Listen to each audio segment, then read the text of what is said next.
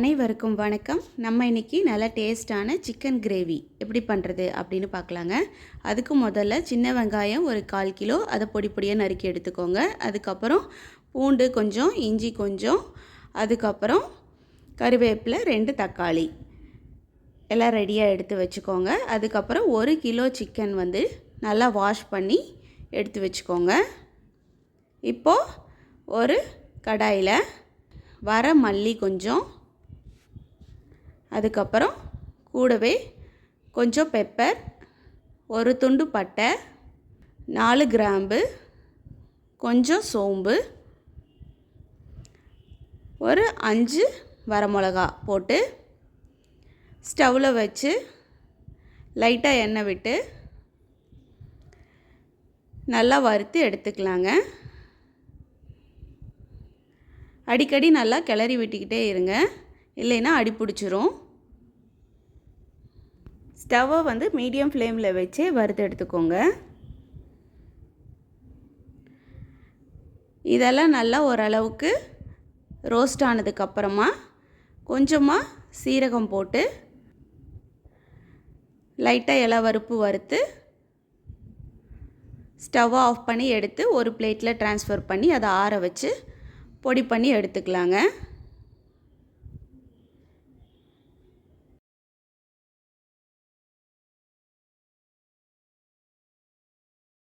அதுக்கப்புறம் இஞ்சி பூண்டையும் ஒரு பேஸ்ட்டாக அரைச்சி எடுத்து வச்சுக்கலாங்க.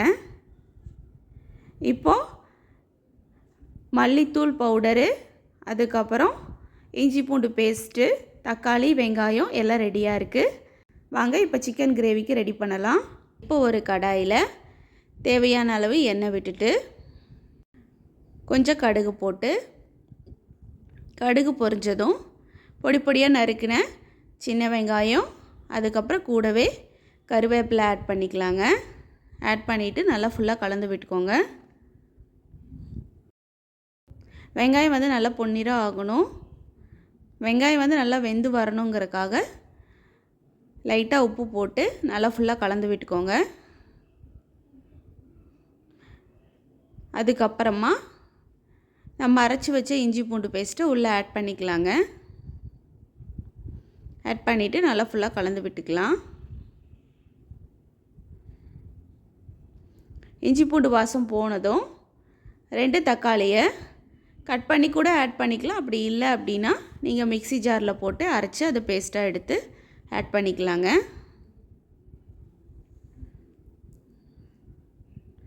ஆட் பண்ணிவிட்டு நல்லா ஃபுல்லாக கலந்து விட்டுக்கோங்க. தக்காளி நல்லா வெந்து எண்ணெய் பிரிஞ்சு வரணும். அதுக்கப்புறமா நம்ம ரெடி பண்ணி வச்சுருக்கிற மல்லித்தூள் பவுடரை ஆட் பண்ணிக்கலாங்க.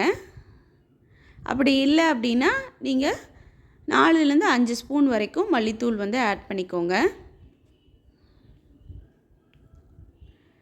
ஆட் பண்ணிவிட்டு நல்லா ஃபுல்லாக கலந்து விட்டதுக்கப்புறம் வாஷ் பண்ணி வச்சுருக்கிற சிக்கனை உள்ளே ஆட் பண்ணிக்கலாங்க. ஆட் பண்ணிவிட்டு நல்லா ஃபுல்லாக கலந்து விட்டுட்டு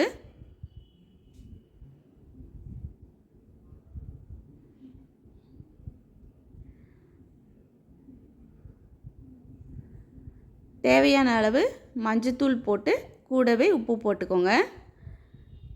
உப்பு போட்டு நல்லா கலந்து விட்டுட்டு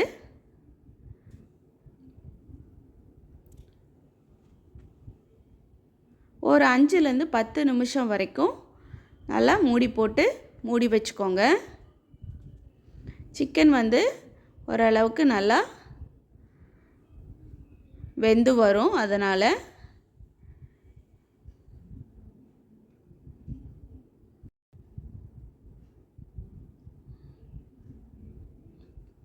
இப்போது ஓப்பன் பண்ணி பார்க்கலாங்க. சிக்கன் ஓரளவுக்கு வெந்துக்கிட்டு இருக்கு. இப்போது நமக்கு தேவையான அளவு தண்ணி விட்டு, சிக்கனும் கொஞ்சம் தண்ணி விடுங்க. அதனால் தண்ணி அளவாக ஊற்றிக்கோங்க. நம்ம செமி கிரேவியாக தான் செய்கிறோம். அதனால் சிக்கன் நல்லா வெந்ததுக்கப்புறம் கிரேவியோட அளவு ஓரளவுக்கு நல்லா கெட்டியாக இருக்கிற மாதிரி பார்த்துக்கோங்க. மூடி போட்டு ஒரு 15லேருந்து 20 நிமிஷத்துக்கு மூடி போட்டு வச்சுக்கோங்க. பாருங்கள், அதுவும் தண்ணி நல்லா விட்டு ஓரளவுக்கு நல்லா வெந்து எண்ணெய் பிரிஞ்சு வந்திருக்கு. இப்போ ஃபைனலாக மல்லி இலை போட்டு ஸ்டவ்வை ஆஃப் பண்ணிக்கலாங்க. நல்லா டேஸ்டான காரசாரமான சிக்கன் கிரேவி ரெடி. இந்த கிரேவி பார்த்திங்க அப்படின்னா 5லேருந்து 6 பேர் வரைக்கும் சர்வ் பண்ணலாங்க. நல்லா டேஸ்ட்டாக இருக்கும். இந்த மாதிரி பண்ணி கொடுத்தா குழந்தைங்கள்லேருந்து பெரியவங்க வரைக்கும் எல்லோரும் விரும்பி சாப்பிடுவாங்க. இந்த கிரேவி பார்த்திங்க அப்படின்னா இட்லி, தோசை, சப்பாத்தி, சாப்பாடு, அதுக்கப்புறம் நான், ரொட்டி இது எல்லாத்துக்குமே சூட் ஆகுங்க. இந்த வீடியோ உங்களுக்கு பிடிச்சிருந்தா like, share and subscribe. Thank you for வாட்சிங்.